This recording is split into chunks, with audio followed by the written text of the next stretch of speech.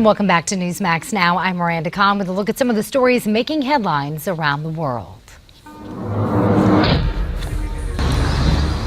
Talks between the U.S. and Iran will likely be delayed. This after Secretary of State John Kerry broke his leg while riding a bike in France over the weekend. Kerry remains hospitalized in Geneva right now, but is expected to fly back to the U.S. later today. Defense Secretary Ash Carter meets with his Vietnamese counterpart today. The two are talking about China's operations in the South China Sea. Chinese efforts to expand that region have raised tensions among the U.S. and its regional partners. A pro-ISIS group releases a video online showing what appears to be a blown-up prison in Palmyra. The terror group claims it destroyed the facility, which housed thousands of political prisoners. But according to activists, the Syrian government moved the prisoners before the city fell to ISIS. Qatar agrees to temporarily extend travel bans placed on 5 senior members of the Taliban. The 5 were released from Guantanamo Bay last year in exchange for Sergeant Bo Bergdahl. U.S. officials say they're working with the Qatari government to make sure the men don't pose a threat to the U.S.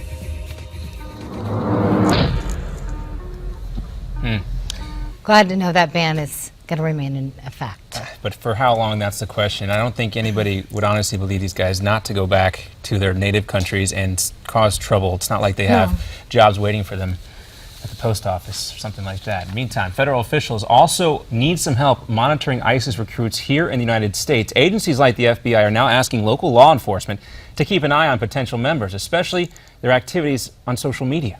Right. The IFB is basically saying they can't monitor everything and say they need local police agencies to keep an eye on things. And Newsmax's Ed Berliner talked with Ron Hosco and John Cardillo about this, and this is what they had to say. This is nothing new. There is precedent for this, Ed. There's a United States Marshals Task Forces, DEA Task Forces, ATF Task Forces.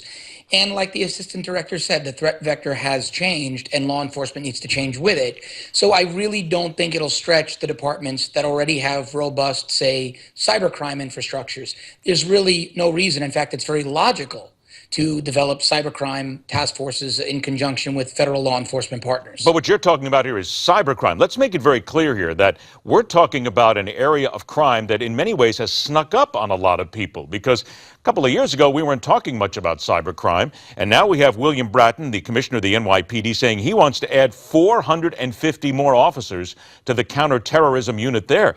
That's a lot of cops to put out there, and if you think if New York's got to add that, what about the rest of the country adding it? Aren't we still talking about a lot of people, a lot more manpower on the ground, John? Well, I mean, look, you have to take Commissioner Bratton's statements in the context of New York. He has 35,000 men and women from which to pick those 400. Obviously, in a smaller county, I'm in Miami, so Miami PD might only deploy a fraction of that. But again, it's the size of the threat you're attempting to police. New York City is very large. But I think departments have done a very good job with regards to transitioning detectives into the cybercrimes. And in smaller departments, Ed, sometimes cybercrime is a part-time assignment.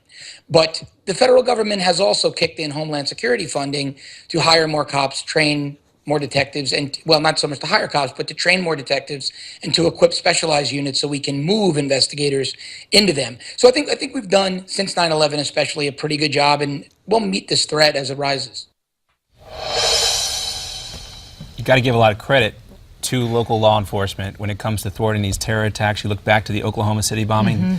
Timothy McVeigh's arrest was just old-fashioned police work by one local police officer there in that case. And also you think about the Times Square bombing that was foiled, that SUV that was parked there in Times Square. Just basic police work. Hey, this car doesn't belong here. Let's check it out, get a closer look. So you understand the difficult task that local police officers have. Now they're being asked to do more. Right. And they're doing more with less, too, which a lot of people don't realize. A lot of departments have been cut drastically in recent years because crime's gone down, but that doesn't mean the threat overseas has necessarily gone down. No, and a lot more is being asked of them. And we'll have to reassess this now. We look at the Supreme Court ruling today, the Supreme Court finding on behalf of a guy who posted threatening things on Facebook. They say that's not enough for a conviction.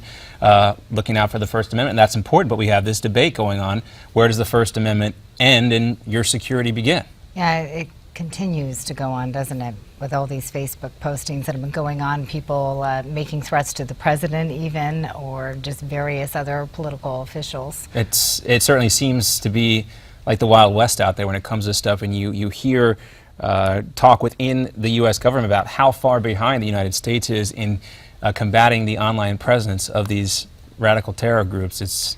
And the minute they try to get one, they get one side down, another one pops up. It's impossible to keep track of that, and I don't blame them for that. No, it goes back to this game of whack-a-mole that seems to be played. Now there's a digital version of whack-a-mole that we're playing right now, and you look back, old-fashioned intelligence, old-fashioned police work a lot of times seems to be the answer. We'll see if they can continue to do that. Much more to come here on Newsmax Now. We'll be back with another hour right after this.